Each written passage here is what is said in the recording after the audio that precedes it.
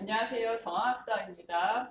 오늘도 어김없이 저희 7월 교양 강좌를 함께 해주셔서 감사합니다. 오늘은 장미성 선생님께서 나이 듦의 철학, 노년의 행복, 아리스토텔레스의 니코마코스 윤리학을 중심으로 강의를 진행해 주시겠습니다. 장미성 선생님께서는 그 버팔로 뉴욕 주립대에서 아리스토텔레스로 박사 학위를 받으셨고요. 아리스토텔레스 행복론뿐만 아니라 지금 숭실대학교 인문과학 연구소에서 연구교수로 재직 중이십니다. 아리스토텔레스 행복론뿐만 아니라 헬레니즘 시대의 노년의 철학과 행복론에 대해서 연구를 진행하고 계십니다. 오늘 그 선생님을 따라서 노년, 진정한 노년의 행복이 무엇인지에 대해서 함께 생각해보는 시간을 갖도록 하겠습니다. 네, 선생님 잘 부탁드리겠습니다. 감사합니다. 네, 안녕하세요. 강의를 맡게 된 장미성입니다. 오늘은 저희가 나이 듦의 철학, 가장 시기적절한 그러한 주제를 가지고 여러분들과 함께 행복에 대해서 좀 살펴보는 시간을 갖도록 하겠습니다. 네, 행복이란 무엇인가? 정말 요즘에 서점 나가보면요, 가장 많은 자기계발서 내지는 무슨 교양, 에세이, 그 중에 가장 많은 주제가 행복에 관한 것입니다. 그리고 이제 행복이라고 얘기할 수도 있고, 웰빙이라고 이야기하면서, 그렇죠? 막 잘 먹고 잘 사는 법, 이런 거에 대해서 많이 나오고요. 또 TV를 틀면 뭐가 나오죠? 먹방이 나오죠. 그렇죠? 먹방, 그 다음에 뭐 크릴 오일, 막 이런 거, 건강식품에 대한 모든 관심, 무엇을 먹고 얼만큼 우리가 오래 살 수 있는가에 대한 어떤 취미의 관심사가 요즘 대세죠. 그렇죠? 특히 이제 코로나 시대도 있어서, 그렇죠? 건강하게 어떻게 하면 오래 사느냐, 이런 것에 모든 어떤 행복에 대한 주제가 집중되고 있는 것 같은 생각이 들어요. 그래서 정말 그것이 행복인가? 우리가 이제 120세 세대에 살 수 있다라고 얘기하는데, 100세도 아니죠, 그렇죠? 120세를 살아가면서 그런 어떤 무병장수 이제 시대는 갔고, 120세 살려면 유병장수 시대죠, 그렇죠? 유병장수의 시대를 어떻게 잘 사는 것이 행복인가, 이런 것에 대해서 우리가 한번 생각해 보도록 할게요. 제가 오늘 들고 온 주제는 아리스토텔레스의 행복론이고요. 지금부터 300년 전에, 400년 전의 이야기예요. 그래서 왜 그때 이야기를 지금 이야기하느냐. 현대적으로 우리가 얼마든 이야기할 수 있는데, 왜 하필 아리스토텔레스 행복론이 요즘 우리가 이야기하는 행복에 있어서 어떠한 의미를 주느냐. 뭐 이런 것도 우리가 살펴볼 수 있을 것 같고요. 다양한, 정말 이게 행복이라고 하는 게 원래 해피니스잖아요. 그래서 이제 feel happy. 내가 그냥 기쁘고 즐겁고 지금 좋으면 행복한 거지. 이렇게 생각하고 있는데 정말 그런 것이냐? 내가 주관적인 나의 어떤 느낌, 감정 이런 것 가지고 다 할 수 있는 것이냐? 아니면 어떠한 객관적인 기준이 있어서 다른 사람이 볼 때는 너무 우울하고 불쌍한 인생이지만 내가 난 행복한 사람이야 라고 이야기하면 행복한 건지 뭐 이런 문제도 우리가 한번 살펴볼 것 같고요. 과연 행복이라는 게 무엇이냐? 총체적으로 한번 이야기해 보도록 할게요. 이 맨 밑에 있는 에오스와 티투노스 신화 혹시 아시는 분 많으시죠? 그렇죠? 네, 잘 몰라요. 예, 새벽의 여신이죠. 에오스. 남자 인간을 사랑합니다. 티투노스. 그렇기 때문에 어떻게 해요? 제우스한테 요청을 하죠. 내가 여신이라서 나는 불멸인데 이 남자 인간이기 때문에 죽는다. 그래서 내가 사랑하는 이 남자에게 불멸을 선물해달라. 그래서 막 애원을 하니까 어떻게 해요? 불멸을 선물로 줍니다. 그런데 문제는 뭐예요? 젊음을 주지 않았어요. 그래서 계속 늙어가는 거야. 그렇죠? 맨 마지막엔 늙어서 아예 몸이 쪼그라들어서 목소리만 남았다. 그래서 이제 매미의 신화가 되는 그런 이야기예요. 그래서 우리가 지금 원하는 게 사람들이 뭐 건강 프로그램 어떻게 운동하고 어떻게 뭐 유기농을 먹어야 되고 막 이런 얘기를 하는데 어떻게 보면 우리가 원하는 것은 120세까지 사는 것이 아니라 젊음을 유지하는 것이냐, 뭐 이러한 문제도 이제 있을 수 있겠죠. 그래서 한번 신화 이야기 가져와봤습니다. 자, 이게 뭘까요? 해피라고 하는 향수가 있어요. 해피라고 하는 향수를 바르고 우리가 또 don't worry, be happy 하면은 음악 아시죠, 그렇죠? 예, 그러한 것처럼 우리가 맨날 행복에 관한 음악을 듣고 행복에 관한 향수를 뿌리고 또 10,000원의 행복 이런 거 되게 많죠, 그렇죠? 10,000원 가지고 우리가 행복을 살 수 있다. 이러한 광고들이 상당히 많아요. 그래서 10,000원의 행복, 10,000원이면 행복을 살 수 있어. 너무 좋잖아요. 요즘에 대세죠, 그쵸? 정말 이러면 우리가 행복할 수 있는 것이냐? 그쵸, 최고죠. 10,000원. 그게 뭐냐? 바로 이거죠. 소확행. 우리가 지금 너무 힘든 가정을 살고 있고, 특히 20대는 너무 힘들죠, 그쵸? 취업도 안 돼. 뭐 학교 가도 지금 온라인으로 수업해가지고 수업도 힘들어. 여러 너무 힘든 것 가운데서 어떻게 해요? 편의점 가서 자기 전에 맥주 한 캔 사서 넷플릭스를 보면서 행복을 느끼는 이제 그러한 시대인 거죠. 그 다음에 욜로 아세요? 뜻을 뭐죠? 아신다고 하지만 물어보면 잘 몰라요. 욜로 뭐예요? 인생은 한 번뿐이다 이런 얘기잖아요, 그렇죠? 그러니까 그런 것들이 대세다. 그리고 긍정의 힘, 이제 요거는 약간 좀 시간이 그렇죠? 한 5년 전에 좀 유행을 하고 막 이랬는데 긍정적인 힘만 가지면 된다. 우리가 아무리 힘든 상황이어도 긍정적으로 생각하고 또는 뭐요? 프로젝트에게 듣는다. 닥터 크레이머라고 하는 박사는 프로젝트이라고 하는 어떠한 우울증 치료제죠.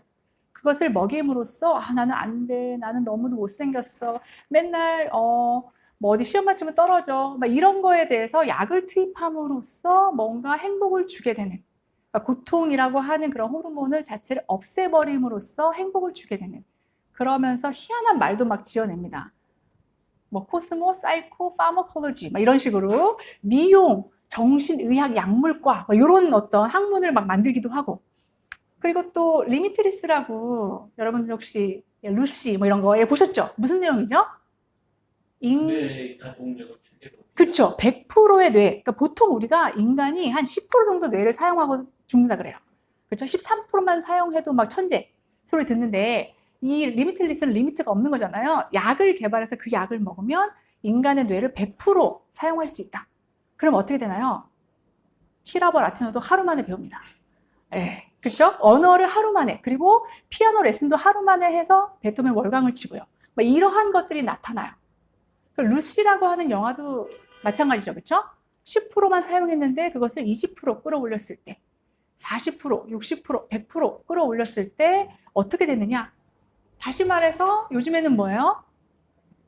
그냥 내가 행복하면 행복한 것이 내가 느끼면 소소하게 캔맥주 하나에도 10,000원 한 장에도 행복할 수 있어.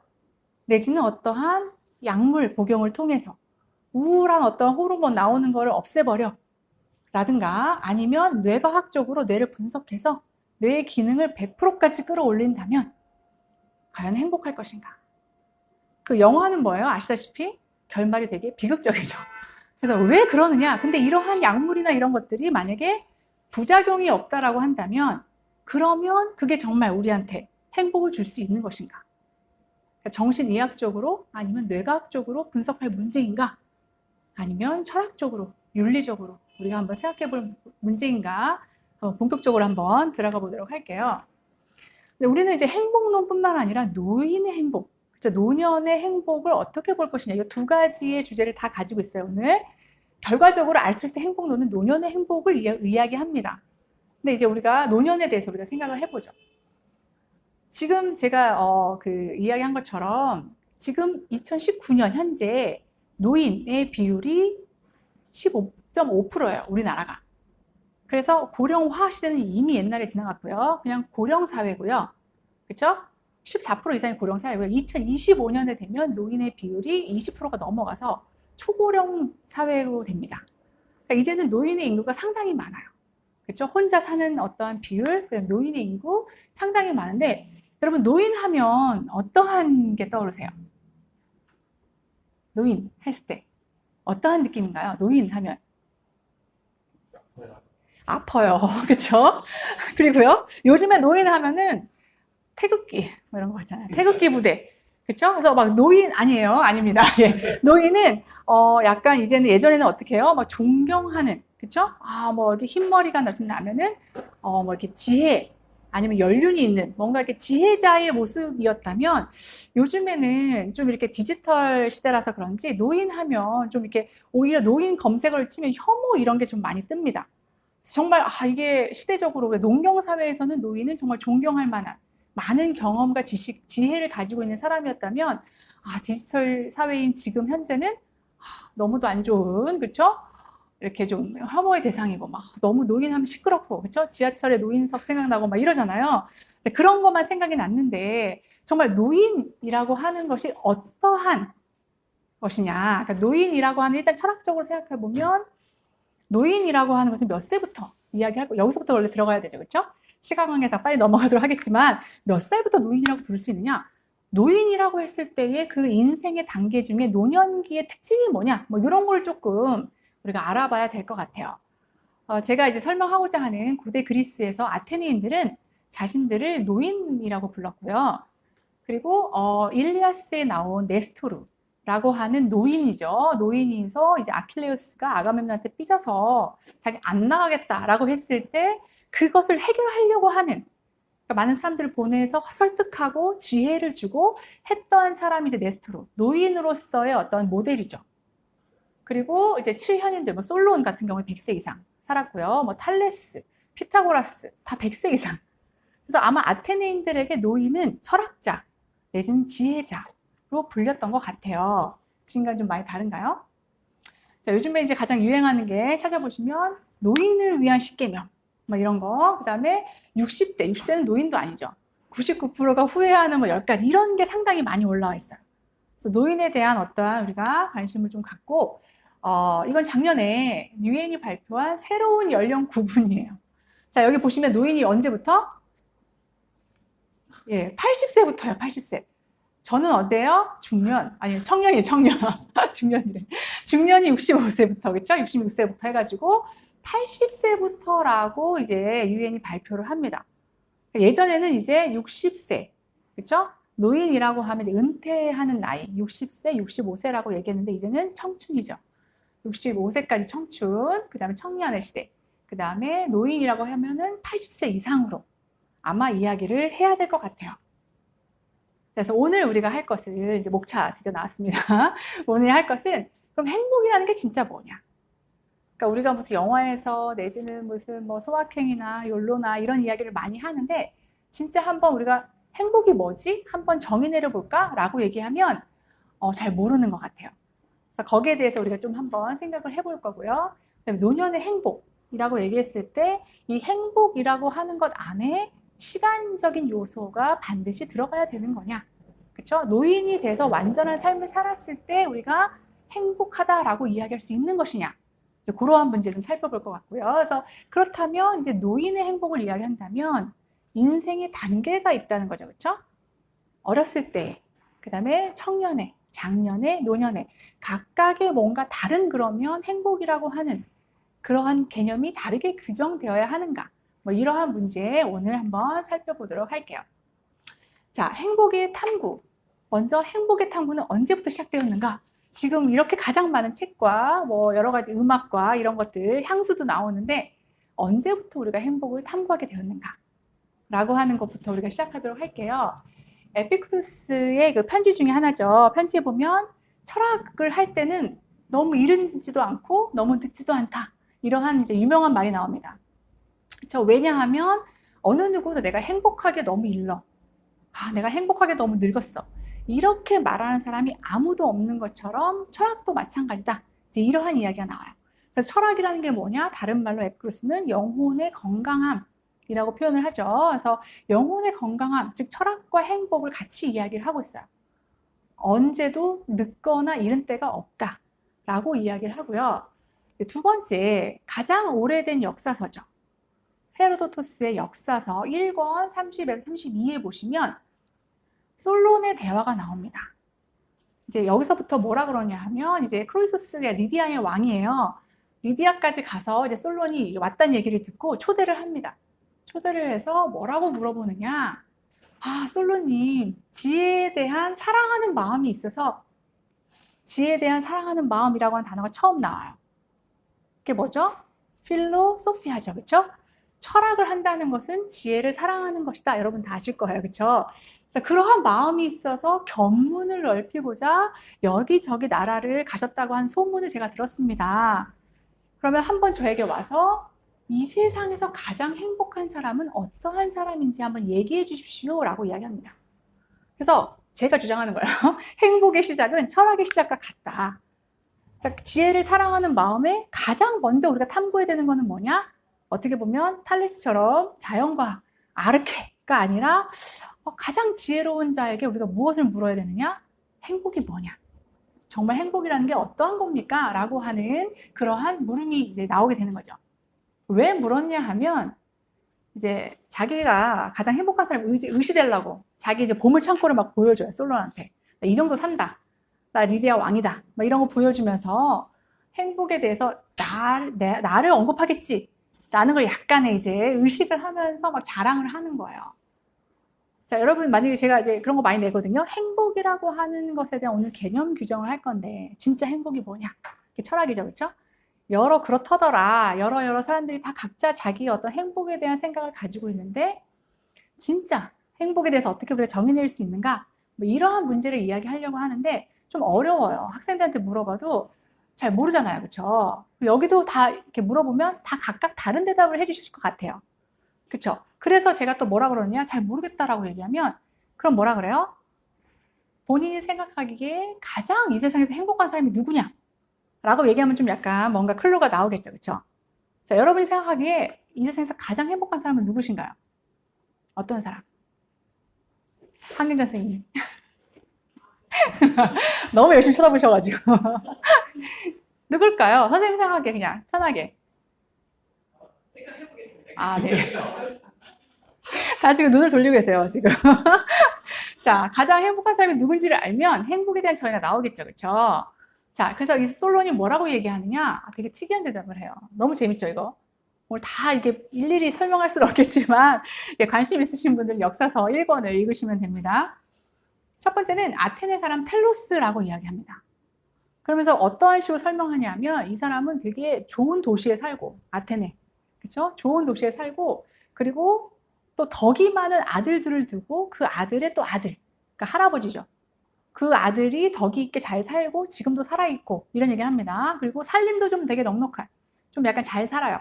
잘 살고 마지막에 아테네의 전쟁 가운데 장렬하게 아름다운 혹은 고귀한 칼로스적인 어떠한 그런 죽음을 맞이한 사람이다 라고 이야기하면서 이 사람이 제일 행복한 사람이다 라고 이야기를 합니다. 동의하세요? 별로 뭐, 그쵸? 그냥 평범한 사람인 것 같은데. 그래서 좀 약간, 크로스스 사람, 그 왕이, 에이, 그러면 두 번째는 나지 않을까? 그래서, 그럼 두 번째로 행복한 사람은 누구냐? 이렇게 물어봤더니, 아르고스 사람인데 형제입니다. 이름도 특이하죠? 클레오비스 비톤 형제. 여기 더 웃깁니다. 뭐냐 하면, 이 사람들이, 어머니가 헤라 그 축제에 가야 되는데, 소가 마침 없는 거예요. 소 달구지에 어머니를 태우고 자기가 소가 돼서 둘이서 소 달구지를 몰고 겨우겨우 되게 먼 거리를 가서 헤라 축제에 딱 갑니다. 그 제사를 딱 드리고 바로 죽어요. 그러니까 죽는 게 왜 중요하면 이 사람들이 막 이런 효자가 어딨느냐. 어머니를 막 칭찬하는 거예요. 그래서 어머니가 너무 기분이 좋아가지고 여신상 앞에 가서 이야기합니다. 신이시여, 우리 아들에게 가장 고귀한 인간으로서 누릴 수 있는 최고의 것을 주십시오. 라고 했더니 뭐예요? 자다가 죽는, 편안하게 죽음을 맞이하는. 그래서 그러한 것을 이야기합니다. 그래서 이 두 사람은 또 특히 일단 이렇게 소 대신 끓는 거 보니까 엄청나게 건강한, 경기에서도 막 상 타고 막 이런 사람이에요. 그런데 정말 아마 노인들 여쭤보면 넘버 원이 이걸 꼽을 거예요. 자다가 그냥 죽는 거. 고통 없이, 병 없이. 그렇죠? 그런 사람, 그렇게 얘기를 합니다. 너무 열받아서 리디아 왕이 에이씨 막 이러면서 이야기를 하는데 왜 그러느냐라는 것에 어떤 솔론이 이렇게 이야기를 합니다. 마음을 울리는 말이에요. 그렇죠? 자, 인간이 살아야 70년이다. 그 당시엔 70년 정도 살면 잘 사는 거죠. 그렇죠? 그래서 막 따져봐요.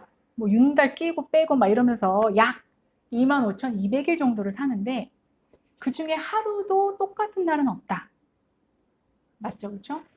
인간이란 전적으로 우연의 산물이다. 그래서 무슨 일이든 그 결말을 눈여겨서 봐야 한다라는 이야기를 합니다. 그러니까 뭐예요? 왕은 아직 죽지 않았기 때문에 말할 수 없다는 거예요. 그래서 솔론부터 시작해서 행복은 이 이야기를 그대로 아리스토텔레스가 가지고 와요.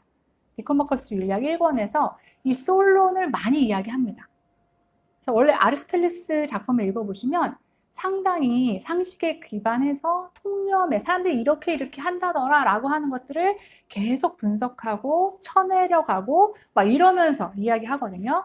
솔론의 이야기를 가지고 옵니다. 똑같이 가지고 와서 이렇게 마지막까지 죽을 때까지 기다려서 죽고 난 다음에 그 사람에 대해서 행복을 이야기해야 된다. 이렇게 이야기해요. 그런데 문제는 또 있어요. 잘 죽었어. 사람들이 막 명예롭게, 그쵸? 막 국립묘지에 안장도 하고 명예로운 어떠한 것도 주고 엄청나게 잘 살아서 덕 있게 살고 사람들이 다 존경해요.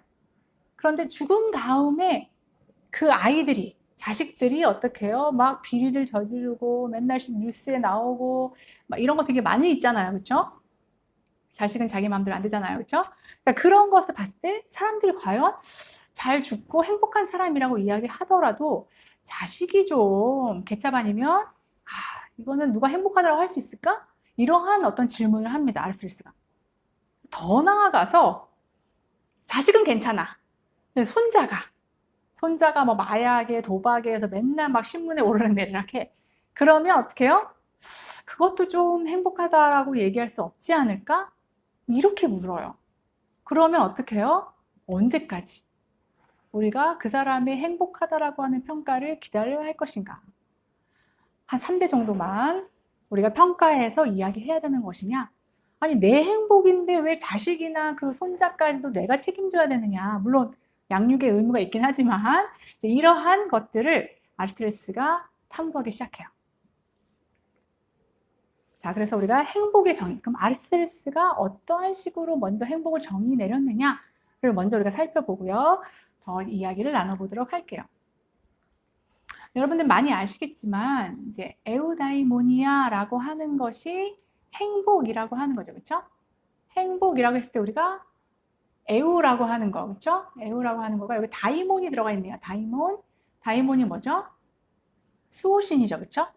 에우는 이제 잘, 뭐 이렇게 하는 거고 다이몬이라고 하는 게 들어가 있어요. 그래서 우리가 해피니스라고 번역을 하기도 하고 근데 아리스토텔레스의 이야기를 잘 들여다보면 해피니스라고 번역하는 것은 안 맞는다. 왜냐하면 해피라고 하는 것은 느낌, 감정 이런 것처럼 보이기 때문에 그래서 아리스토텔레스 전공한 사람들은 해피니스라고 하지 말고 플로리싱이라고 번역을 하자. 뭐 이런 사람도 있고 아니면 그냥 에우다이모니즘, 그냥 에우다이모니아로 그냥 쓰자.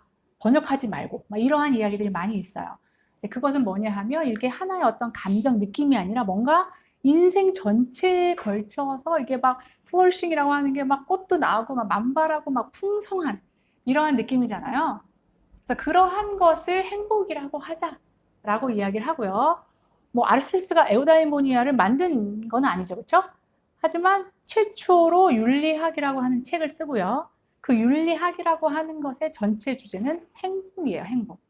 그래서 행복론의 어떤 최초의 창시자라고 이야기할 수 있고요. 물론 소크라테스도 이야기를 많이 하죠, 그렇죠? 플라톤도 하고 가장 체계적으로 잘 설명을 한 사람이 이제 첫 번째 사람이 아리스토텔레스다라고 하는 거 기억해 주시고요. 에우다이모니아가 행복이다. 그래서 안에 신적인 것, 그러니까 그 자체 용어만 보면 뭐예요? 신이 주는 것. 그러니까 행운의 개념도 들어가 있죠, 그렇죠? 원래 행운의 개념 들어가 있고요. 또 뭐예요? 혹은 신과 같아지는.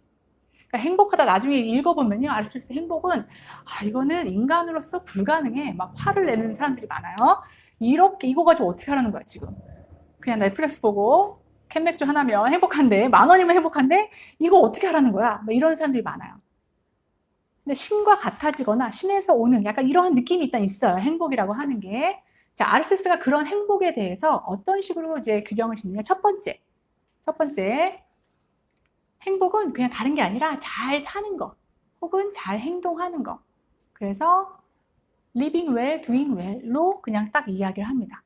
그래서 보통은 뭐 예를 들어서 행운, 뭐 로또를 맞아 대박을 났다라든가 뭐 이런 거 그런 거라고 보통 생각을 하는데 그게 아니라 여기 벌써 living이 들어가죠. 삶의 문제다. 삶 전체의 문제. 그리고 어떤 느낌, 감정 이런 것이 아니라 어떤 소유, 성공 이게 아니라 행동에 뭔가가 연관이 되어 있는 그런 것이 행복이다라고 이야기를 하고요. 그게 첫 번째 정의예요. 두 번째는 단적으로 완전하다라고 이야기를 하는데요. 이 행복에 대해서 설명하기 위해서 여러분 아리스토텔레스 하면 가장 유명한 게 뭐죠? 목적론, 그렇죠? 목적론이 가장 유명합니다. 그래서 윤리학 책 니코마코스 윤리학 맨 첫 문장이 뭐냐 하면 모든 기술, 모든 탐구, 모든 학문 이런 것들은 다 뭐다? 어떠한 선을 목적으로 한다. 이게 첫 문장이에요.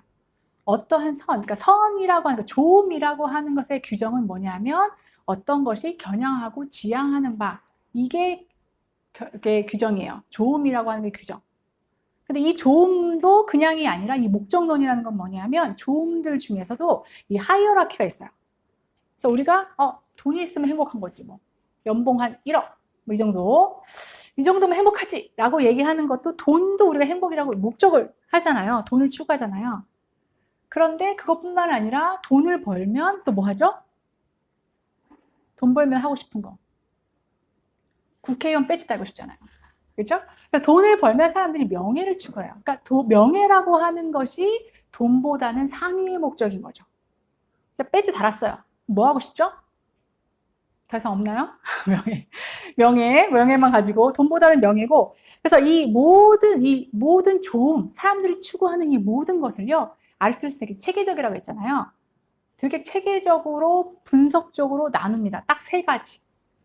모든 행복이라고 하는 사람들이 막 뭐 100여 가지를 이야기하는데 그것을 딱 정리해서 3가지로 이야기를 해요.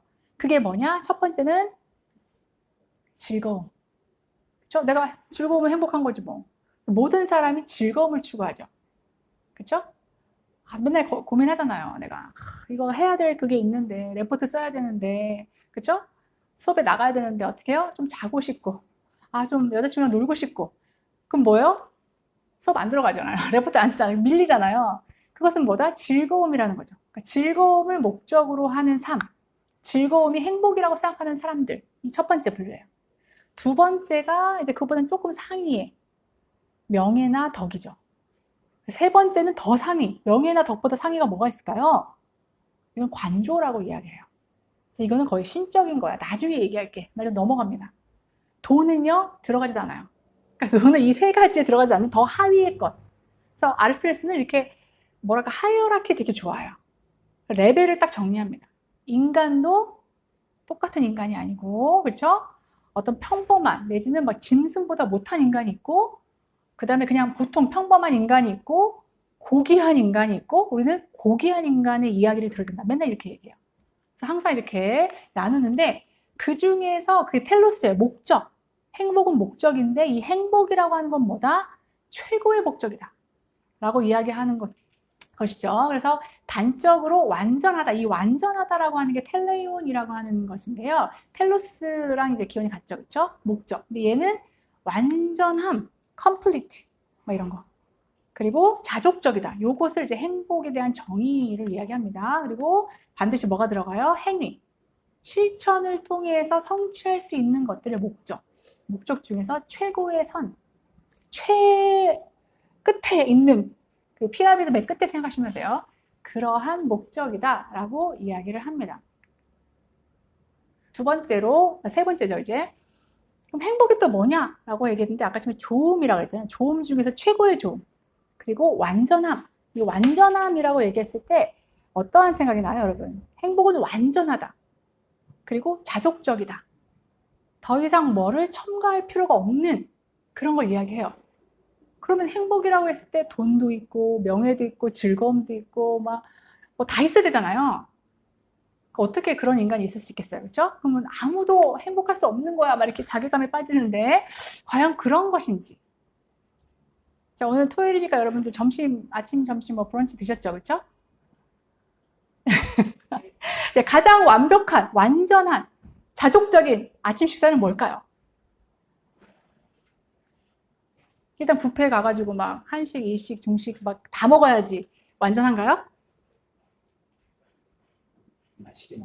맛있게 먹는 거, 그렇죠? 맛있게 먹으면 다 그런가요? 뭐든 맛있게 먹으면 완전한가요? 자족적이고? 그런 건지 아니면 저는 정말 베이글 되게 좋아하거든요. 베이글과 커피 한 잔이면 저는 완벽해요. 뭐 이런 것인지. 그러니까 이 완벽, 이 텔레이온, 완전하다라고 하는 게 어떠한 의미인지를 좀 살펴봐야 될 것 같고요. 그렇죠? 거기서 뭐라고 얘기했냐? 그래서 완전하기 때문에 좋음에는 이 딱 3가지가 있다는 거예요. 또 3개죠. 그렇죠? 기억하기 쉽게 영혼의 좋음과 몸의 좋음과 외적 좋음이 있다는 거예요. 근데 행복은 텔레이온, 완전하기 때문에 이 세 개를 다 갖춰야 되는 거 어떻게 보면. 그래서 뭐예요? 그래도 영혼의 좋음이 가장 좋은 거겠죠. 몸의 좋음은 뭘까요? 뭐 좋은 외모를 타고난다든가 건강이라든가 뭐 이런 거. 외적 좋음보다 조금 좋은 거예요. 외적 좋음은 뭐예요? 뭐 좋은 자식 같은 거. 자식도 내 맘대로 안 되잖아요. 그렇죠? 뭐 친구, 좋은 친구. 만나고 싶어도 만날 수 없잖아요. 없을 수 있잖아요. 그렇죠? 그다음에 뭐 돈 같은 거. 뭐 이런 거 다 외적 좋음에 들어가는 거겠죠. 그러니까 우리는 뭐예요? 보통 행복이라고 했을 때 요거. 돈 좀 많이 벌고, 그렇죠? 좀 뭐 어느 정도 권력도 좀 갖고 여기만 생각을 많이 하고 최근에 웰빙 붐이 이러면서 어떻게 해요? 요거가 더 중요하게 됐죠. 이런 거보다 이제는 물론 이것도 있어야 되죠. 노인들은 특히 뭐예요? 경제력이 상당히 중요하죠. 사회학이나 이런 데 노인학에서는 가장 중요한 게 어느 정도의 경제력을 가지고 있어야 되느냐. 뭐 이런 거. 근데 요즘에 이제 사람들은 몸의 좋음에 대해서 상당히 관심을 많이 갖고 있는데 여기까지는 못 가고 있죠. 영혼의 좋음. 그런데 이 4번이 가장 중요해요. 그래서 1, 2, 3의 정의를 내린 다음에 마지막으로 또 뭐라고 얘기하느냐? 덕에 따르는 영혼의 활동. 딱 한 문장으로 깔끔하게 정리합니다. 이것만 기억하시면 돼요. 오늘 다 까먹어도 아리스토텔레스 행복론 뭐냐? 덕에 따르는 영혼의 활동이다. 이것만 기억하시면 아주 훌륭합니다. 그렇죠? 자, 덕에 따르는 활동, 영혼의 활동이니까 이 영혼의 활동? 이거 뭐지? 라고 얘기했을 때 기능 이론을 이야기합니다. 에르곤. 여러분 많이 뭐 펑션, 뭐 티어리 이렇게 많이 하시는데 또 두 번째로 유명한 거예요. 아까 제 목적론이 되게 유명하지만 이 기능 이론은 상당히 유명해요. 윤리학에서. 뭐냐? 인간이 자신의 어떠한 모든 것에 기능이 있다는 거죠. 그 기능을 최고로 발휘했을 때 그것이 바로 덕. 덕이 원래 아레테, 엑설런스의 뜻이거든요. 탁월하다, 뛰어나다, 최고다 라고 하는 거기 때문에 그러면 인간에 있어서의 인간만이 가지고 있는 기능, 그 기능을 잘 활동하는 것, 행위하는 것, 그것이 무엇이냐? 그랬을 때 인간은 영혼이라는 걸 가지고 있다. 즉 로고스를 사용해서 이성적인 그러한 것을 가지고 있기 때문에 인간은 영혼의 활동을 잘 해야 되는데 가장 잘, 최고로 하려면 어떻게 해요? 덕에 따르는. 그래서 이게 가장 중요한, 아마도 되게 유명한 그러한 행복에 대한 정의가 될 것 같아요. 근데 문제는 뭐다? 이 덕을 또 두 개로 나눠요. 그래서 덕이 하나는 성격적인 덕. 요거는 이제 품성 상태라고 이야기하는데 이제 어떤 성향, 성격 뭐 이런 거 헥시스 이야기를 하는 거고요. 중용에 있다라는 이야기를 해서 되게 중용 아마 많이 들어보셨을 거예요. 공자, 맹자도 중용 이야기를 많이 하는데 거의 비슷해요. 성격적인 덕이 있고 또 하나는 지적인 덕. 이것은 관조로 나중에 10권에 가서 따로 이야기를 하는데 이것이야말로 전적으로 신과 같은 것이다 라고 이야기를 합니다. 그러면서 또 하나 뭐라고 이야기하냐면 5번이죠. 최고선으로, 아까 좀 최고선은 계속 얘기했죠. 그렇죠? 완전한 삶, 텔레이온, 그렇죠? 비우, 텔레우, 완전한 삶 안에 있다라고 하는 이 이야기. 그러니까 오늘 우리가 주목해야 할 것은 5번이죠. 행복에 있어서 항상 아리스토텔레스가 주장하는 건 뭐냐? 완전한 생애, 완전한 삶. 그러니까 노인이 되기 전에 죽는다. 어떻게 보면 행복하다라고 우리도 뭐 상식적으로도 그렇잖아요. 너무 일찍 죽어서 아까워. 하지만 행복하지 않을 거야. 뭐 이렇게 얘기하잖아요. 그래서 요 이야기 최고선으로서 완전한 삶 안에 있다라고 하는 거 이게 가장 중요하고 오늘 우리가 살펴봐야 될 정의라고 할 수 있을 거예요. 자, 그렇다면 이제 왜 그러면 완전한 삶, 특히 왜 끝이 중요한가? 끝이 중요한가는 뭐 다 아시겠죠, 그렇죠? 야구는 언제부터? 9회 말 투아부터요, 그렇죠? 유종의 미를 거둬라 맨날 얘기하시잖아요. 그리고 맨날 식당에 들어가면 걸려 있는 문구가 있죠. 성격 문구가 있죠. 뭐죠? 그렇죠. 내 시작은 미약했으나 끝은 심히 창대하리라 맨날 붙어있어요. 그렇죠. 욥기에 나오는. 그러니까 사람들은 뭐예요? 유종의 미, 마지막이 상당히 중요하다. 항상 뭐예요? 그 인생의 평가는 마지막이죠. 그래서 마지막이 중요하다라고 하는 거 상식에 근거한 거고요. 아리스토텔레스도 그렇게 주장을 합니다. 잘 보이시나요?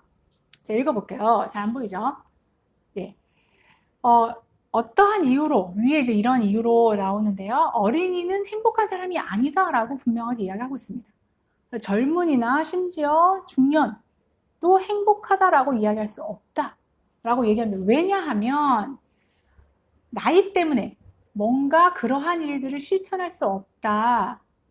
그래서 행복은 뭐냐? 완전한 탁월성, 완전한 덕도 필요로 하지만 플러스 아까처럼 우리가 5번에서 본 거 완전한 삶, 생애도 필요하다. 그래서 행복에 대해서 반드시 완전한 생애가 필요하기 때문에 어떻게 보면 아리스토텔레스의 행복론은 노년의 행복이 가장 포커스가 되어 있는, 행복론이 왜 노년의 행복이 연결되어 있지? 이렇게 생각하시는 분이 많은데 어떻게 보면 노년의 행복만을 이야기할 수 있는 그러한 행복론이 아리스토텔레스의 행복론이 될 것 같아요. 자, 그러면서 실질적으로 한 예를 듭니다. 사례를. 프리아모스 왕이라고, 트로이의 왕이죠. 그 당시 아리스토텔레스가 산 당시에 이 프리아모스는 이 세상에서 가장 행복한 자의 대명사였어요. 제가 아까 전에 여쭤봤죠. 누가 가장 행복하다라고 생각하느냐? 이제 거기에 따라서 자기 어떤 행복에 대한 개념이 규정되잖아요. 근데 그 당시에 아테네 사람들은 다 이제 프리아모스라고 생각을 했던 것 같아요. 왜냐하면 이 트로이라고 하는 난공불락의 성, 그 어느 누구도 공격할 수 없는, 물론 이제 그리스 연합군에 지긴 했지만, 그쵸? 최고의, 나이도 80이고, 자식도 어마어마하게 많고, 게다가 헥토르라고 인간 중에서 최고의 인간, 헥토르, 그쵸? 아킬레스는 솔직히 뭐 반인반신이기 때문에 뭐 그다지 이렇게 그렇게 막 인간이 어떻게 저렇게 뭐 할 수는 없지만 헥토르는 진짜 인간이죠. 인간인데 그 일리아스 읽어보시면 막 너무 마음에 가는, 너무 괜찮은 사람이에요, 그렇죠? 헥토르의 아버지, 그러니까 자기 장자죠. 헥토르도 있고 성도 뭐 엄청나게 막 부유하고 막 그다음에 또 인격도 좋아. 예, 그런 어떠한 프리아모스 트로이의 왕이죠. 그 왕이 가장 행복한 사람이었는데 말년에 트로이 전쟁이 일어나죠. 일리아스의 이야기 보시면 알겠지만 누가 이기죠? 그리스가 이겨요. 그래서 완전히 뭐 다 죽죠. 그 뭐 나라가 망하는 것뿐만 아니라 어떻게 자기가 가장 아끼는 장자 헥토르가 아킬레우스에게 죽고 그 시신을 막 전차에 끌고 막 그 성 주위를 3번 도는 거를 그 위에서 지켜보는 그 아픔. 그러니까 최고의 불행한 자의 대명사가 됩니다. 막판 죽기 전에. 그러니까 80년을 살아서 최고의 행복한 자의 어떤 칭송과 명예를 받았는데 죽기 직전에 세상에 이런 일이 일어나서 최고 불행한 자의 어떠한 대명사가 되는 이러한 일을 아리스토텔레스가 윤리학에서 이야기하죠. 그래서 이거 봐라 라고 이야기를 하면서 중요한 건 뭐예요? 갑자기 어떠한 불행이 찾아올지 모른다는 거죠. 그래서 우리가 노년의 어떤 이야기를 할 때 그럼 노년의 특징은 무엇이냐라고 얘기했을 때 아까 전에 솔론이 이야기한 것처럼 알 수 없다는 거예요. 행운의 산물, 우리는 그냥 우연의 산물이다. 하루하루가 어떻게, 우리가 진짜 코로나 날 줄 몰랐잖아요. 저도 금년에 어디 한번 해외여행 한번 가보려고 막 계획을 짰는데 뭐 전혀 뭐 여행이고 뭐고 진짜 집콕을 할 수밖에 없는 이러한 일들이 일어날 수 있다. 이게 인생이다라고 하는 거죠. 특별히 노년에 어떤 불행이 발생하면 어떻게 해요? 회복 불가능한 정도. 그 정도의 어떤 치명타를 입힐 수 있다는 거죠. 그래서 그러면 이걸 어떻게 우리가 해결할 것인가? 라고 하는 거 이야기를 합니다. 자, 노년이라고 하는 것이 어떠한 시기냐에 대해서 우리가 지금이 아니라 이제 아리스토텔레스 고대 그리스에서 어떤 식으로 이야기했느냐라고 하는 걸 먼저 살펴볼게요. 일단 노년이라고 얘기했을 때 어떠한 시기냐? 거두는 시기다. 그렇죠? 씨를 뿌리는 게 아니라 이제는 거두는 시기다라고 하는 거 뭐 다 이해하실 거예요. 그렇죠? 그래서 우리가 보통 이제 사계절에 살고 있는데 인생은 또 이렇게 반드시 봄 다음에 여름이 오고 여름 다음에 가을이 오는 건 아니죠. 그렇죠? 갑자기 20대에 봄이었다가 30대에 겨울이 찾아올 수 있고 그러니까 인생의 어떠한 그 시즌은 되게 다른데 어쨌든 노년은 물론 어떤 분은 겨울일 수도 있고 어떤 분은 가을일 수도 있지만 주로 우리가 이야기하는 것은 거두는 때, 가을, 그렇죠? 뭔가 내가 아이도 키우고 뭔가 이렇게 열심히 일을 해서 연금 받고 막 이런 그러한 때다라고 이야기를 하고요. 두 번째는 이제 지혜, 우리 얘기했지만 노인은 항상 이 흰머리, 지혜와 어떠한 경륜 이런 것들을 상징한다. 그러한 때다. 세 번째는 이제 생물학적으로 어떠한 것이냐. 이제 아리스토텔레스의 아빠가 또 의사이기도 하고 생물학적인 작품을 많이 썼기 때문에 윤리학도 그런 것에 또 가깝게 써 있어요. 그래서 항상 이게 인간이라고 하는 것도 인간 어떤 윤리적인 측면뿐만 아니라 생물학적으로도 많이 이야기를 합니다. 생물학적으로는 이제 상실의 시대다라고 이야기를 하고요. 뭘 상실할까요? 생물학적으로 노인이 되면 건강 상실 또요. 탱탱한 피부. 칼슘 상실, 막 이런 거, 그렇죠? 하나로 말하면 가장 중요한 사람들 상실, 그렇죠? 맞아, 다 죽고 생물학적으로 뭐냐 하면 열이죠, 열. 그러니까 우리가 영혼이라고 영혼론에서 나온 것처럼, 그렇죠? 살아있으면 살아있는 것의 특징은 열이죠. 따뜻하고 뜨끈뜨끈한 거, 36.5도를 유지해야 되는데 갈수록 열이 상실하고 완전 열이 없다라고 하는 것은 죽음을 뜻하는 거죠. 그래서 그러한 것도 같이 이야기를 하고. 키케로는 이제 나중에 헬레니즘, 나중에 이제 회의주의기도 하고 뭐 마지막에 뭐 스토아로 뭐 돌아섰다 이런 얘기도 있지만 예, 지금 키케로가 이제 노년에 관하여라고 하는 에세이를 썼어요. 거기에 보면 또 상당히 많은 부분들이 나옵니다. 이건 좀 이따 제가 또 이야기를 할게요. 자, 뭐라고 얘기하느냐? 덕이라고 아까 전에 얘기했죠. 행복은 뭐다? 덕에 따르는 영혼의 활동. 이제 행복은 뭐냐라고 얘기했을 때 여러분들은 같이 그걸 외쳐주셔야 돼요. 아시겠죠? 좀 반응이 있어야 좀 해야죠. 그렇죠? 예. 덕은, 행복은 뭐다? 덕을 이러면 안 되죠. 뭐, 거기에 따른 영혼의 활동. 그렇죠. 덕에 따르는 영혼의 활동. 근데 덕이라고 하는 건 뭐예요? 획득하는데 엄청난 시간이 걸린다는 거예요. 성격적 덕은 특별히 그렇죠. 그게 내가 습관을 통해서만 얻을 수 있거든요. 그래서 원래 덕을 어떻게 얻느냐 우리가 세 가지가 있어요. 첫 번째는 타고나는 거. 이번 생에서는 안 되죠. 저희가 아직 글렀어요 이미. 이거는 실패했고. 두 번째는 뭐예요? 배워서 아는 거. 일단 뭐가 뭔지를 알아야죠. 용기가 뭔지 알아야 내가 그렇게 될 수 있잖아요. 그래서 배움을 통해서 학습을 통해서 얻을 수 있고요. 세 번째가 가장 중요한 습관이라고는 이야기를 해요. 그러니까 습관을 통해서 우리가 얻는다 덕을. 성격적 덕은 100% 습관을 통해서 얻는 거예요. 그러니까 어떻게 해요? 시간이 많이 걸리죠. 한번 우리가 왜 저도 새벽형 인간이 되기 위해서 뭐 40일 금식기도 뭐 새벽기도 이렇게 하는데 다들 40일이 이제 하면은 이제 고착화된다. 안 되더라고요. 40일을 두 번 해도 아침형 인간이 상당히 되기 힘들더라고요. 그쵸? 요즘에 어떤 사람은 60일을 해야 된다 뭐 이런 얘기를 막 하는데 이게 힘들어요. 그러니까 이게 고착화되려면 내 헥시스가 되려면 내 성격이 되려면 엄청나게 많은 시간이 걸린다는 거죠. 일단 덕을 획득하는 데는 배움과 노력이 필요한데 엄청난 시간이 걸리기 때문에 노인이 돼서야만 우리가 우리가 3살 버릇이 8까지 가잖아요. 어렵기도 하지만 한 번 내 성격이 되면 그냥 쭉 가는 거예요.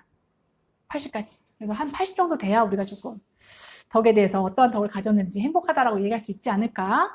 예, 그런 거고요. 자연적으로 지혜로운 사람은 없다.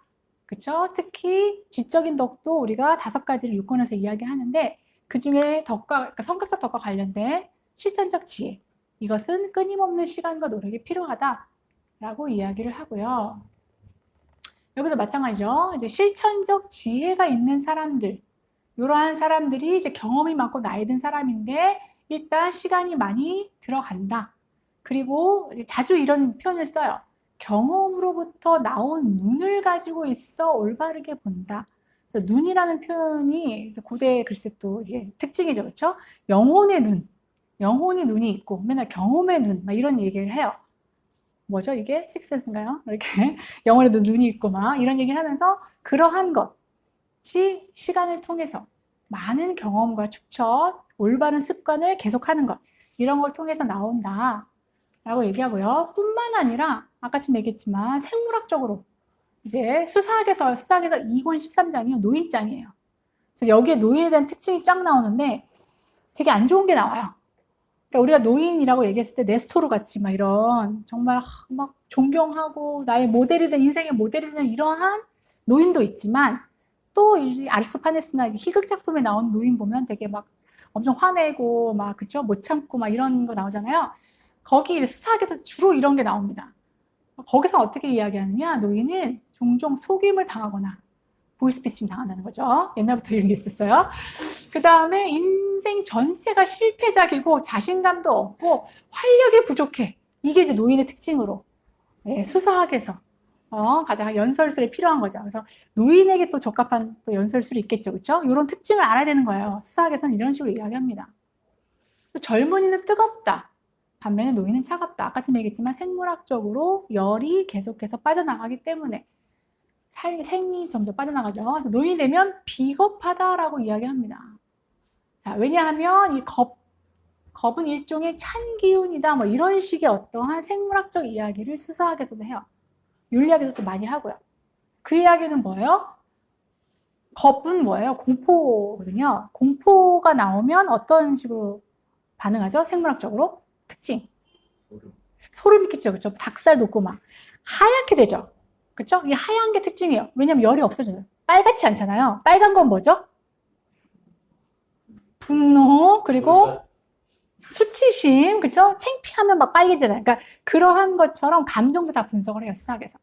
윤리학에서도 마찬가지고. 근데 열이 없기 때문에 겁을 많이 느껴서 마음이 좀 소심하고, 그렇죠? 그렇게 되죠. 그러면서 어떻게 해요? 이 겁에 대한 덕이 있어요. 그렇죠? 공포와 또 겁, 그리고 자신감에 관련된 덕이 있는데 그게 뭐죠? 그러니까 성격적 덕을 11가지 혹은 13가지를 이야기해요. 1권, 2권, 3권, 4권, 5권, 8권, 9권. 다 성격적 덕이에요. 지적인 덕은 6권 하나. 그렇죠? 그리고 마지막에서 또 다른 이야기하는데 성격적 덕에 있어서의 넘버1이 뭐냐 하면 용기입니다. 이 용기에 관련된 거예요. 그래서 당연히 어떻게 해요? 생물학적으로 겁이 많고 용기가 없겠죠. 그렇죠? 용기라고 하는 덕은 노인의 덕은 아니에요. 그래서 이 덕의 11가지를 감정에 있어서 혹은 돈 되게 중요하죠. 그렇죠?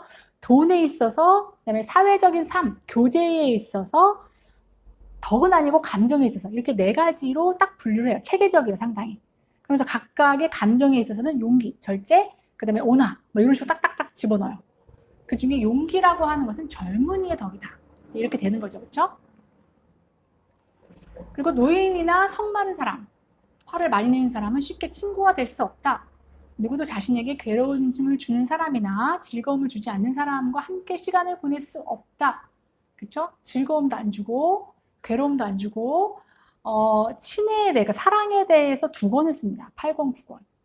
아리스토텔레스는요, 이 덕 중에 최고의 덕이 사랑이에요. 물론 사랑이 덕이냐 이렇게 얘기할 수 있지만 그래서 자기도 약간 부담감이 있어서 일종의 덕이라고 이야기를 하면서 이 사랑이라고 하는 문제, 친애라고 필리아 이야기하는 거예요. 필리아라고 번역하는 이것이 최고의 덕. 그래서 심지어 플라톤의 덕은 몇 개죠? 3개예요? 4개죠. 아니면 4개라고 하거나 하나라고 하셔야 돼요. 그렇죠? 용기, 절제, 지혜, 통틀어서 정의. 정의라고 하나라고 딱 얘기하시든가 아니면 4개. 그렇죠? 근데 알 수 있으면 11개 혹은 13개. 돈에 관련돼서도 막 얘기하고 그렇게 얘기합니다. 그 중에서 뭐냐 하면 정의, 그러니까 최고의 덕, 플라톤에서 최고의 덕을 정의는 5권에 딱 하나 쓰고요. 그 다음에 친애, 사랑에 대해서는 8권, 9권, 2권을 씁니다. 벌써 분량에서 다르고요. 정의로운 사람은 친애를 필요로 하지만 친애가 있는 사람은 정의가 필요 없다. 이렇게 이야기하면서 필리아, 이 친애를 최고의 덕으로 막 끌어올려요. 거기서 뭐라고 얘기하느냐, 이 사랑도 우리가 너무 많은 사랑이 있잖아요. 사랑에 대해서 딱 3가지, 정확하죠, 그렇죠? 딱 3가지로 이야기합니다. 사랑에 대해서 무엇을 주고받느냐, 쌍방간이 사랑이에요. 짝사랑은 사랑이 아니에요. 이 쌍방간에 뭘 주고받느냐에 따라서 첫 번째가 즐거움, 2번째가 유익, 3번째가 덕이에요. 그 중에서 즐거움, 여기서 보시면 즐거움을 주지 않는다라고. 노인들은 즐거움을 주지 않아요. 노인들은요, 이 젊은이들이 즐거움 때문에 친구들 만나고 막 술 먹고 막 재밌고 막 이러면 친구가 되잖아요. 노인은 뭘 하죠? 아니, 어떻게 사귀죠? 친구를 사귀는데 노인들은. 이해관계를 맞아요. 그쵸. 개모임을 합니다. 개모임이에요. 그건 뭐냐? 유익을 줘야 돼. 뭔가 돈이 좀 들어오고, 그쵸? 아니면 뭐, 배드민턴 동호회, 뭔가 내게 유익을, 건강을 좀 주고, 이렇게 사귀거든요. 그래서 유익을 주는 어떠한 친애는 노인의 특징. 즐거움으로 사귀는 것은 젊은이의 특징. 이런 식으로 생물학적으로 윤리학과 이것을 연결시킵니다. 자, 정치학에서는 또 어떻게 얘기하느냐? 정치적 활동에 대해서 정치학에 설명하는데 노인은 70세를 노인이라고 이야기를 해요. 그러니까 그 당시에는 70 정도. 그러면 인생의 쇠퇴기다라고 이야기를 하죠. 그래서 뭐라고 얘기하느냐? 정치학에서는 나이 탓에 기력이 쇠퇴하면 신에게 봉사해야 하고, 즉 사제직을 수행을 하는 게 낫다. 이렇게 얘기하고요. 휴식을 취하는 게 적절하다. 이렇게 이야기하면서 노인에 있어서 생물학적인 것뿐만 아니라 윤리학적으로 친구를 사귀는 것뿐만 아니라 정치적인 활동, 사회적인 활동, 교제는 어떻게 해야 되느냐? 사제 활동. 그 전에 어떻게 해요? 그 전에 인생 피크에 있어서는 뭘 하죠? 공직 생활을 하죠. 그렇죠? 그래서 뭐 투표를 해서 민주주의 뭔가를 정책을 결정하거나 아니면 군대에 가서 군인의 의무를 하고 이제 거기까지는 인생의 중년기에 했다면 다 내려놓고 70세는 그렇다고 또 완전히 아무것도 안 하면 안 되고 그 사회 속에서 사제 역할을 행해야 된다. 이러한 이야기가 또 정치학에 나와 있습니다.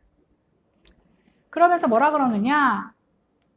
여기는 이제 뭐라 그러냐? 아주 나쁜 친구들과 나쁜 자식이 있는 경우, 혹은 좋은 친구와 자식이 있었지만 지금은 죽어서 없는 상실, 이러한 경우에는 우리가 행복하다라고 좀 말하기 힘들지 않는가라고 하는 것이고요.